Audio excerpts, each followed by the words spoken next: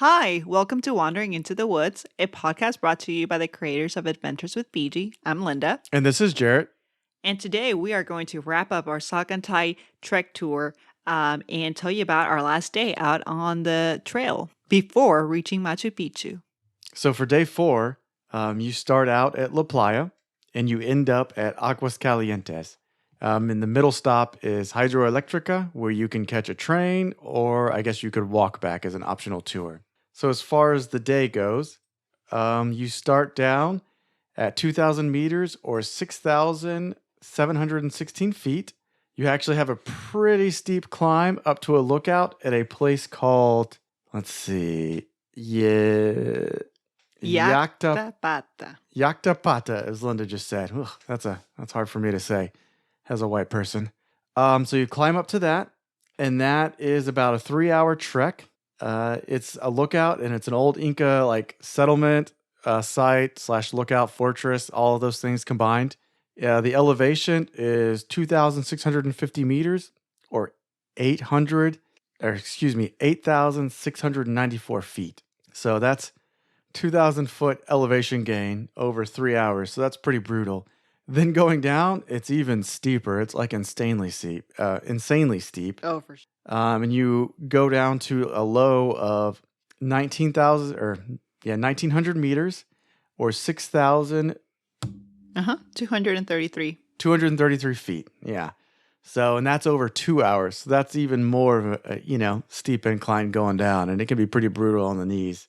After that, you arrive at the train station where you have lunch. It's kind of a weird place. It's kind of like a town with shops, but no one really lives there. So I guess it's like I kind of feel like it's the Peruvian kind of equivalent of Las Vegas, where all these people are there doing things, running shops, but it doesn't seem like anyone lived there. Maybe they do. But, just kind of a service industry place and not a whole lot of houses because it's just the train station and, locals coming through and or tourists. After that, you apparently can do a optional hike all the way to Aguascalientes. We didn't do that. We rode the train. So that's either a 3-hour hike or, about an hour-long train ride. And Aguascalientes is at 2,040 meters or 6,692 feet. The day total, you can be moving for 8 hours and up to 10.5 kilometers and 6.5 miles. Is that right? Yeah, but we ended up doing overall 5 hours and 14.2 kilometers or 8.8 miles. That math didn't add up. Well, I'm just going by what the Llama Path website maps us. Okay. And that's what it is telling us that. So that must be an additional. So we did the 14.2 kilometers or 8.8 miles. Right. You can have the option to do another 10.5 or 6.5 miles if you do the walk to Aguascalientes. So for you guys, I guess you could total 25 kilometers or what is that, 16 miles?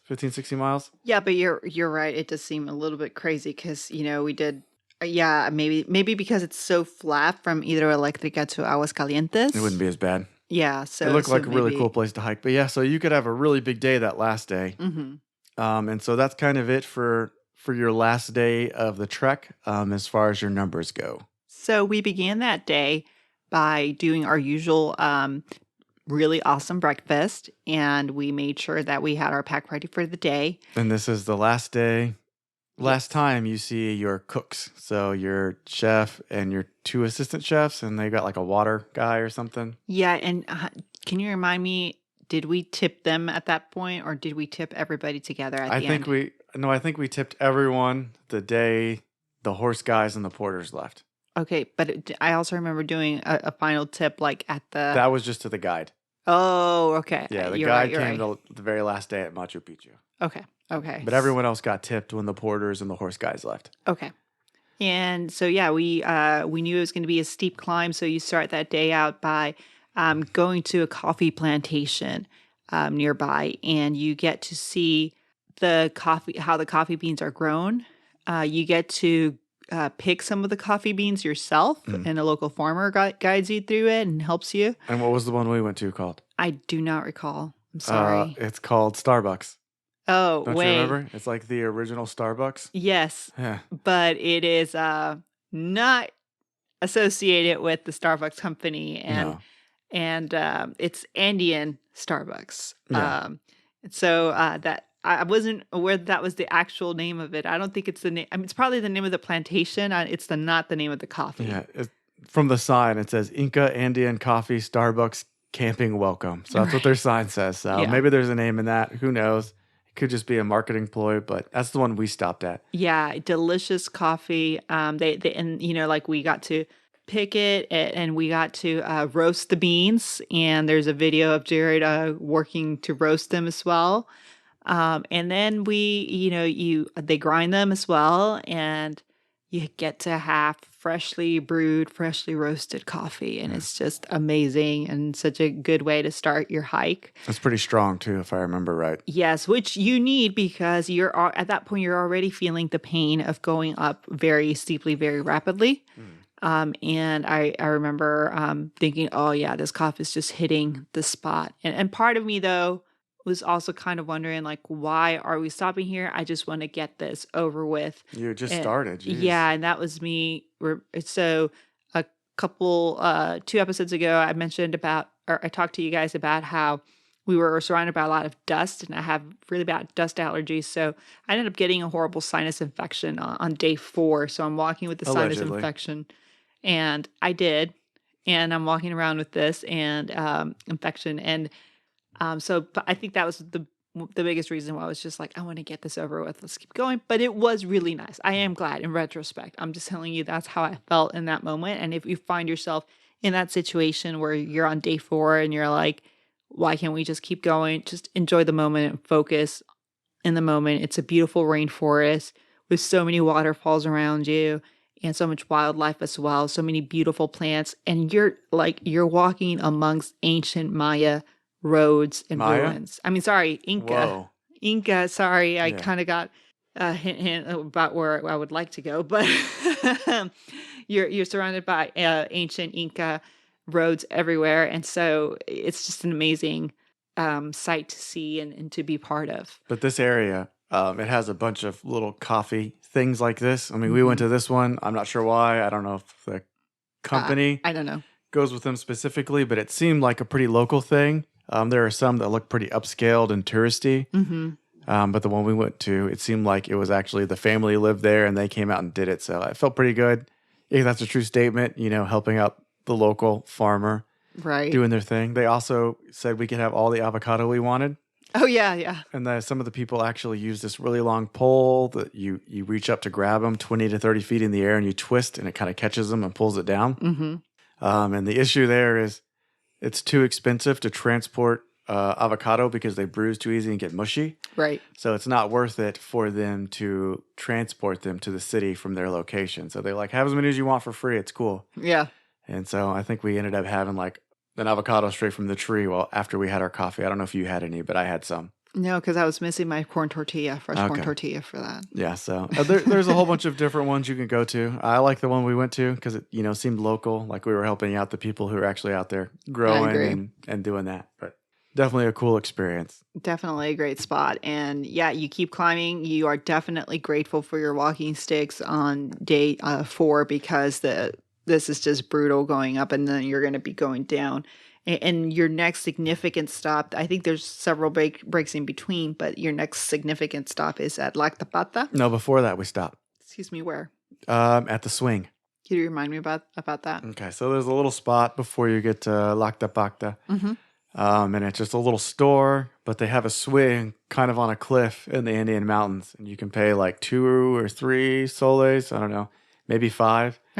And they'll put you on this big swing and swing you out over the cliff, and you just get a great view. Oh, that's amazing. Remember you had like a snack there that you bought? Yes. And then you started to feel slightly better. Yeah, but I you're think still- I do remember feeling better. Yeah, so there's actually a spot where your tour group will reconvene probably because everyone wants to do the swing. Yeah, and from there we then went to Llactapata, which is an ancient Inca lookout site. It's the high point for several miles around, and it's just another amazing site where you're amongst these ancient ruins, and you get to see Machu Picchu from there. And this part of the day, You're still up in the Andes, but you get low and kind of in some of the areas that actually feels like the rainforest that you see in the on TV, kind of the stereotypical.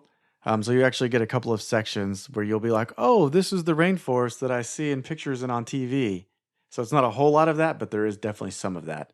Yeah, and so you take off from that area and be prepared from there to really go downhill really fast. It'll be really steep, like I said, and I'm going to be honest with you right now. And it's not a moment I'm proud of, but it does tell you it might speak to the challengingness of going downhill or the steepness of this path. I We were behind, and I was not feeling my grade. I was just wanting to be done with this, and I remember I thought it was just Jared and me by myself in the trail. Not that this justifies it with anything, but I ended up tripping and falling, Hmm. and I fell like I really just fell flat on my butt, and I got so angry I threw my walking sticks, and I was just so fed up. And then I just remember Jared very silently telling me, "Linda, get up." And I turn around and I realize our tour guide was right behind us. Yeah. And so I just was so embarrassed. Um, So the real reason, so a part of that I was so quick to get you up is uh-huh. because you probably almost died. What do you mean? When you fell, just you almost slipped off the side. Are you serious? Yeah. I'm just realizing that right So now. me and Roger almost watched you die. So that's why I was trying to get you up so quick, is so you wouldn't focus on doing that. And it apparently worked. Because after you sulked off and threw a fit, Roger and I talked about it like, oh, we almost watched Linda die. And I was like, yeah. Well, thank you both for Yeah. allowing me to not freak out and for putting up with my little fit right So you there. were too busy throwing a fit to realize that you almost died, Wow, I've never heard of anger benefiting anybody. I guess. I've been feeling guilty about that this past year. No, there was more issues. So Oh, you okay. carried it way too long. But Anyway, but I'm glad. But yeah, but it tells you how steep it is. mhm. Yeah. But going back to how steep it is, our tour guide, someone who does this like frequently, Roger, his strategy to do it is for like let everyone to get going, and since he's used to it, the elevation and things, is he lets you get like a 30-minute hour start, and he just like flies down it because Oh it's God, yeah, he's just because super fit. but it's so much easier to just get it over with than to drag on and take breaks. And so I kind of agree with his philosophy. Mm-hmm. It's easier just to power through it and be done instead of like subjecting your body to stops and starts, and not moving and going with gravity. So I kind of get that, but that's what he does. So it seems to work. So I'm kind of a believer of that too. Yeah, I think you had mentioned it before too. That it's kind of better if we just keep going and not stop so much. But Yeah. but I think especially as we start nearing towards the end in this trail, you start running a lot. Remember, I don't know if you remember, there were a lot of times where we would be literally right behind people for like a good amount of distance, and they would not get out of our way, and the Yeah, that trail happens that some gets too. so narrow that we couldn't do anything Yeah. about it. But yeah, it was finally at some point it starts leveling off. Mhm. And Yeah. during this, you start the day next to the river that you've become accustomed to. And then as you go up, you move away from it. And then as you come back down, you can start seeing it in the distance through the trees because it's all Yes. switchbacks like coming down. Right. So as you switch back and forth, you'll be able to start seeing it as you get closer. Mm-hmm. Yeah, for sure. And it looks really, the waterfalls look amazing as you're coming down, and the area is, or the land is flattening up. You are relieved that you are no longer just going straight downhill. And it's just nice. It's, you get to just enjoy the terrain. You do start seeing that it's more civilized around you. Slowly, it gets more. You start seeing more markers of civilization Mm. until you get to the little town, like Jared mentioned, Hidroelectrica. And there you'll have a slight chance maybe of getting a couple snacks, but while you wait We for ate the lunch train. there. We had a full Did lunch at a we? restaurant. Yeah. Oh, I'm sorry. I was confusing for some reason. I was very confused, but you're right. We had a full lunch there, Hmm. and it was probably my favorite lunch because we had my favorite meal ever. It Did was you? yes, that's the only meal I specifically remember. It Oh, was the lomo saltado limeño. okay.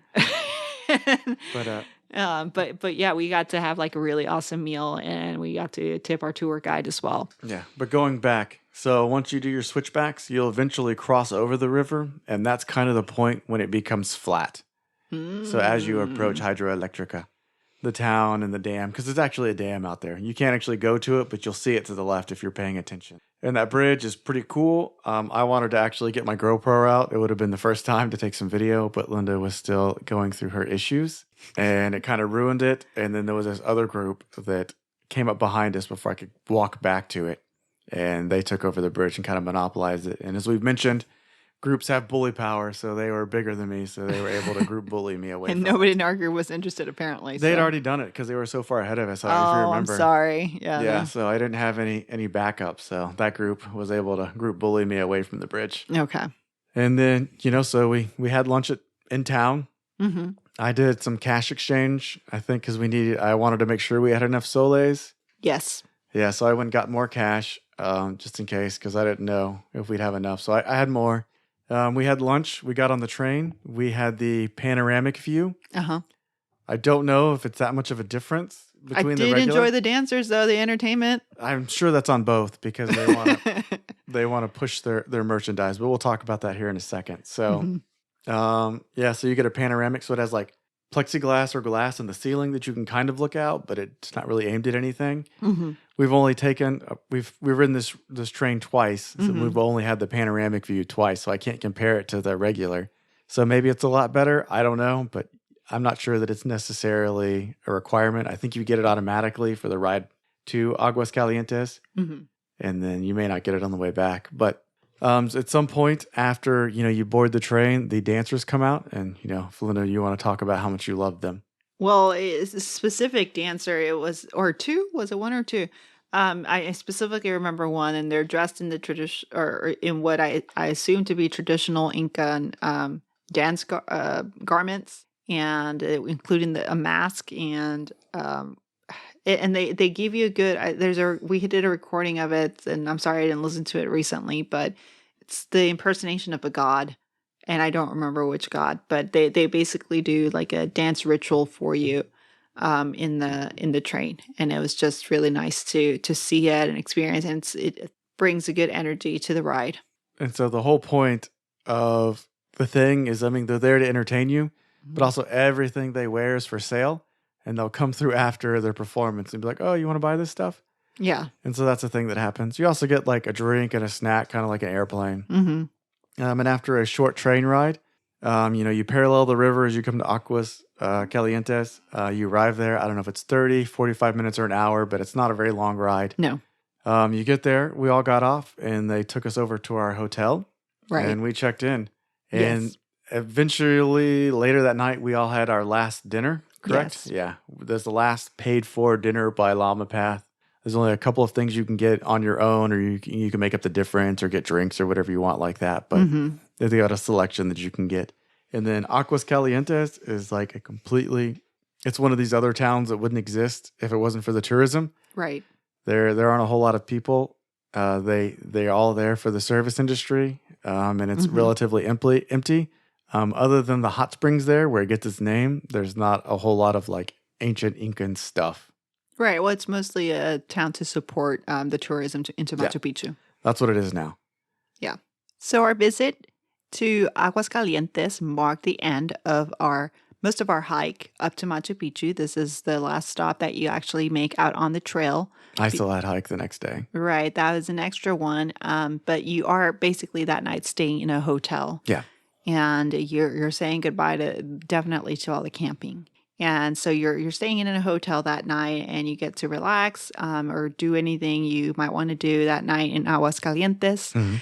And so that pretty much almost wraps up this our 2019 Peru adventure. And that brings us to, are you looking for more opportunities to escape the quarantine? To see some of the pictures from Peru and other adventures, follow Adventures with BG on Instagram or Facebook. As always, if you like this podcast, don't forget to subscribe or follow it in your favorite podcasting app. If you're listening on Apple, if you could leave us a 5-star review, that'd be great. It really helps us grow and makes us look better, and we kind of pop on the search page. That'd be really great of you. That's all for today, guys. Make sure you have fun, stay hydrated, and stay safe as you wander into the woods.